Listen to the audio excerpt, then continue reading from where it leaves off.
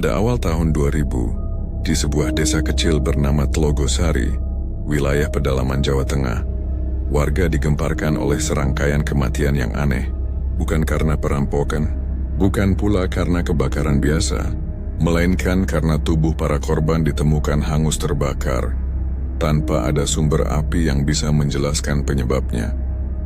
Pihak kepolisian sempat menaruh curiga adanya pelaku pembunuhan berantai. Namun dari setiap lokasi kejadian, tidak pernah ditemukan alat pembakar, korek api atau bahan kimia. Tubuh korban terbakar dari dalam, seolah api itu muncul begitu saja. Dari udara, masyarakat mulai ketakutan. Desa Tlogosari yang biasanya tenang, kini sunyi begitu malam tiba.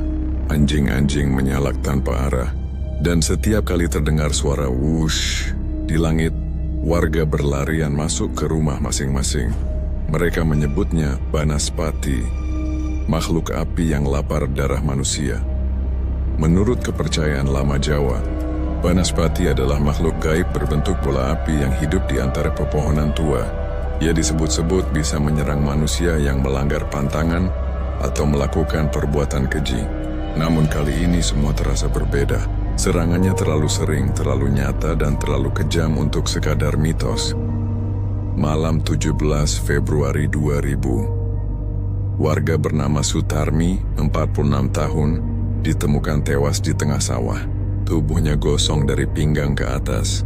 Namun rumput di sekelilingnya sama sekali tidak terbakar.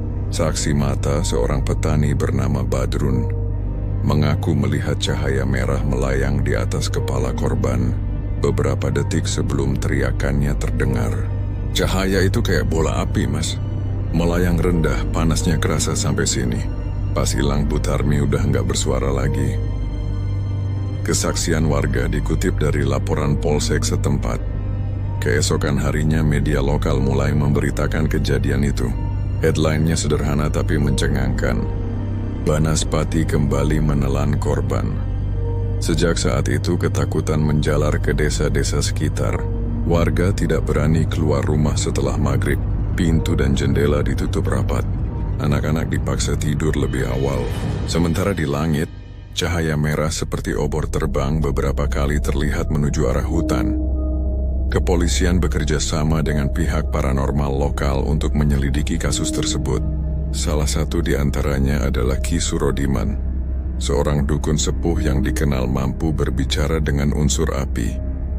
Ia memimpin ritual di tepi sungai yang dipercaya menjadi tempat munculnya Banaspati.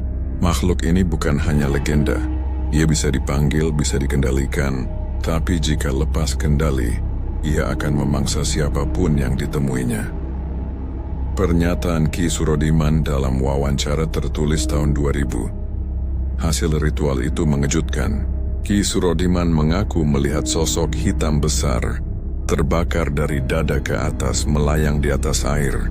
Ia yakin Banaspati tersebut adalah makhluk kiriman, digunakan oleh seseorang untuk melakukan balas dendam. Beberapa hari kemudian, warga menemukan seorang pria misterius tergeletak di pinggir hutan. Tubuhnya hangus sebagian namun masih hidup. Sebelum meninggal, pria itu sempat berbisik, "Aku cuma mau dia mati, tapi apinya balik ke aku." Setelah kejadian itu tidak ada lagi korban baru. Namun setiap kali malam tiba, beberapa warga masih sering melihat cahaya merah melayang di langit barat. Mereka percaya Banaspati tidak pernah benar-benar pergi. Ia hanya berpindah tempat, menunggu orang lain yang berani memanggilnya kembali. 20 tahun berlalu, namun cerita tentang Banaspati masih menjadi ketakutan turun-temurun. Sebagian menganggapnya mitos, sebagian lagi mengaku pernah melihatnya. Entah makhluk, entah api. Tapi satu hal yang pasti, setiap cahaya merah di langit malam selalu punya cerita kelam di baliknya. Kisah ini menjadi pengingat bahwa tidak semua api berasal dari bumi. Ada api yang turun membawa maut. Jika kalian pernah mendengar suara wush di langit malam, berdoalah, karena bisa jadi itu bukan hanya angin.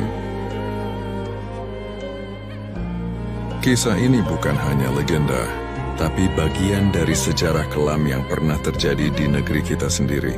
Karena di balik setiap cahaya merah di langit malam bisa jadi Ada api yang mencari korban berikutnya. Kami Abdan Story pamit dulu malam ini. Jangan lupa tetap waspada dan tetap percaya bahwa di balik kegelapan selalu ada cerita. Sampai jumpa di kisah nyata berikutnya hanya di Abdan Story.